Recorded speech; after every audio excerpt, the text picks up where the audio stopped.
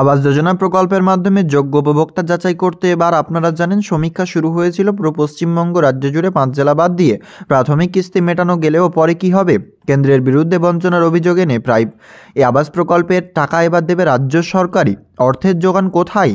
আবাস প্রকল্পে মোট অর্থের 60% অর্থ দেয় কেন্দ্র, বাকি 40% থাকে রাজ্য সরকারের ভাগে। গত প্রায় 2 বছর ধরে কেন্দ্রীয় বরাদ্দ থাকায় নিজস্ব ভাগের বিপুল অর্থ খরচ করতে হয়নি রাজ্যকে। তাই প্রশাসনের একাংশের মতে আগামী মাস থেকে আবাস যোজনা উপভোক্তাদের প্রথম কিস্তির টাকা দেওয়া প্রশ্ন, সেই অর্থ নবান্নের কাছে সবচেয়ে বড় ভরসা। আবার অন্য একটি অংশে বক্তব্য যে ভাবে রাজ্য সরকার খরচের বোঝা বাড়ছে, তাতে প্রাথমিক ধাক্কা কাটানো গেলেও প্রকল্পের সামগ্রিক আর্থিক চাপ সামাল দেওয়া কঠিন হতে পারে। পঞ্চায়েত মন্ত্রী প্রদীপ মজুমদারের কথায় এবারের বাজেটে রাজ্যের ভাগের 40% টাকা ধরাই আছে। দপ্তরের বাজেট থেকে প্রথম কিস্তির টাকা দেওয়া যাবে, দরকার হলে কিছুটা আরও বরাদ্দ করা যায়। গত প্রায় 2 বছর ধরে আবাস প্রকল্পের কেন্দ্রীয় বরাদ্দ বন্ধ থাকা নিজেরাই সেই প্রকল্পের উপভোক্তাদের বাড়ি তৈরির টাকা দেবে বলে ঘোষণা করেছে রাজ্য সরকার। 2022 সালের নভেম্বরে প্রায় 11 লক্ষ উপভোক্তার সম্মিলিত যে তালিকাকে অনুমোদন দিয়েছিলেন কেন্দ্র, সেই তালিকা ধরে আবাস প্রকল্পের উপভোক্তার বাড়ি টাকা দেওয়ার প্রস্তুতি নিচ্ছে রাজ্য। একজন উপভোক্তা মোট পাবেন 1,20,000 টাকা করে। আর্থিক বিশ্লেষকদের একাংশ জানাচ্ছেন সেই হিসাবে 11 লক্ষের জন্য প্রকল্পের মোট বরাদ্দ হওয়ার কথা প্রায় 13,200 কোটি টাকা। তার মধ্যে 60% হিসাবে কেন্দ্রীয় দেওয়ার কথা ছিল 7,920 টাকা, 20 কোটি টাকা। রাজ্যের ভাগের প্রায় 5,280 কোটি টাকা আসার কথা 40% হিসেবে।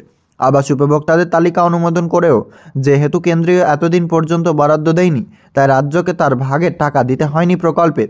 ফলে খাতায় কলমে 5,280 কোটি টাকা থাকার কথা রাজ্যের।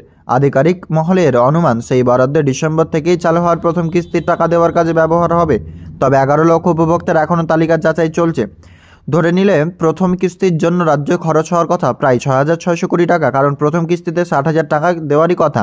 পরবর্তী দুটি কিস্তিতে যথাক্রমে 40 এবং 20,000 টাকা করে দেবে। সেক্ষেত্রে চলতি আর্থিক বছরে অতিরিক্ত 1,320 কোটি টাকা ব্যবস্থা করতে হবে রাজ্যকে। এক আধিকারিকের কথায় অতিরিক্ত এই অর্থের ব্যবস্থা করা যেতে পারে বিভিন্নভাবে।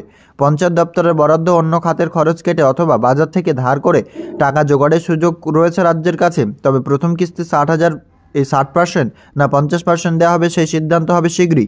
অবশ্যই প্রশাসনের এক শীর্ষকর্তার বক্তব্য, রাজস্ব খরচ এবং নগদের ব্যবস্থাপনা সঠিকভাবে করা গেলে সমস্যা নেই। এখনও তো আমরা বাজে খরচ রাশ টেনে রেখেছি। ঋণ নেওয়ার প্রশ্নই তার জবাব। তারপরে বলা হয়েছে এফআরবিএম এর বাইরে গিয়ে তো ধরা করা সম্ভব নয়। গত আর্থিক বছরে কটা আমাদের ঋণ নেওয়ার সীমা ছিল ততটা নেওয়া হয়নি। নিয়ম অনুযায়ী বাকি থাকা সেই অর্থ এই আর্থিক বছরে যোগ হয়ে গিয়েছে, ফলে ঋণের সুযোগ হয়েছে। কিন্তু আমাদের চেষ্টা থাকে যতটা সম্ভব কম ধার করা। আধিকারিকদের একাংশের বক্তব্য, এখন 2024-25 আর্থিক বছর চলছে। ডিসেম্বরের প্রথম কিস্তি অর্থ দিলেই এই বছর শেষ হতে হাতে থাকবে 3 মাস। 31শে মার্চ আর্থিক বছর শেষ হয়, তার মধ্যে দ্বিতীয় কিস্তির অর্থ না দেওয়ার সম্ভাবনা। ফলে দ্বিতীয় এবং তৃতীয় অর্থ সম্মিলিতভাবে আরও 6,600 কোটি টাকা আগামী আর্থিক বছরে 2025 ও 26-এ তা দেওয়ার সুযোগ থাকবে রাজ্যের হাতে। তবে এবছর আয়ের ব্যয়ের হিসেবে সরকার যা দাবি করছে তাতে আয় এবং ব্যয়ের পরিমাণ প্রায় সমান, বরং ব্যয় সামান্য কিছুটা বেশি। এই অবস্থায় 6,600 কোটি টাকা সংস্থান নতুন করে করতে হলে অন্য খাতে হাত দিতে হবে। বিশ্লেষকদের একাংশের আশঙ্কা, সেক্ষেত্রে পরিকাঠামো টান পড়তে পারে, যা অর্থহীন পক্ষে স্বাস্থ্য। আবাস যোজনা নাম নেই আবাস তালিকায়, ভাঙা কুড়ে ঘরেই সম্বল বৃদ্ধার অভিযোগ। তার নাম আবাসের প্রাথমিক তালিকা থাকলেও পরে কেটে দেওয়া হয়েছিল, কারণ হিসাবে তিনি জানালেন স্বামীর মৃত্যুর পরে একাই থাকেন। বলা হয়েছে ভাঙা চালের ঘরের উপর ত্রিপল দেয়া, তারপরে ডাকাডাকিতে বাঁশ দিয়ে বাঁধা টিনের ভাঙা দরজা সরিয়ে বাইরে এলেন বৃদ্ধা। বলে শীতে ঠান্ডা বাতাস ঘরে ঢুকে থাকা যায় না, বর্ষার ঘরে বৃষ্টি পড়ে, রাত জেগে ঘরের কোনো কাটতে হয়। একটা ঘর পেলে কত যে উপকৃত হতাম, কিন্তু পাশের কয়েকটি বাড়িতে সমীক্ষা করলেও আমার কাছে কেউ আসেনি। আমি কি দোষ করেছি? বৃদ্ধার নাম মঞ্জু দাস, তিনি স্বামীহীনা, শিলিগুড়ি মাটিগাড়া এক গ্রাম পঞ্চায়েতের কাওয়াখালী এলাকার বাসিন্দা।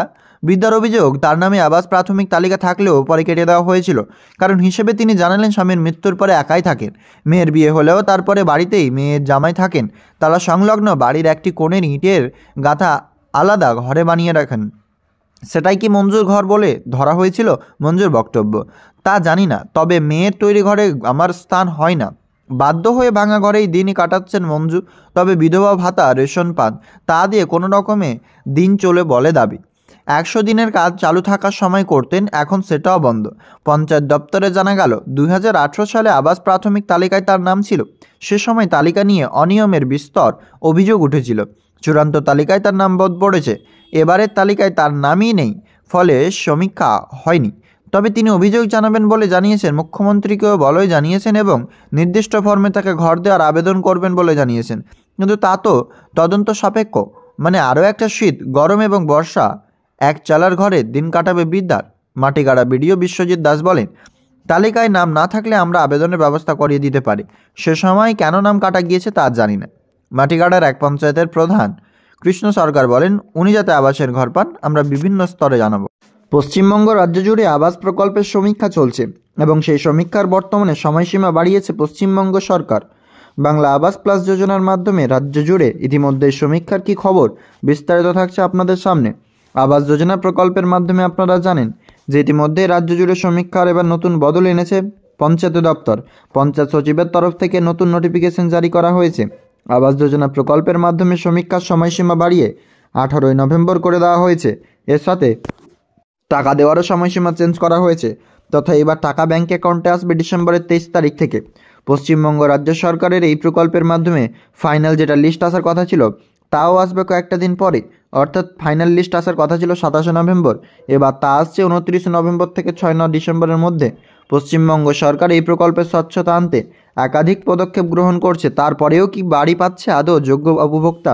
ইতিমধ্যেই থেকেই যাচ্ছে প্রশ্ন। পশ্চিমবঙ্গ রাজ্য সরকারের বাংলা আবাস প্লাস যোজনার মাধ্যমে বাড়ি পাওয়ার বিভিন্ন রকম দুর্নীতির অভিযোগ উঠেছে অনেক জেলায়।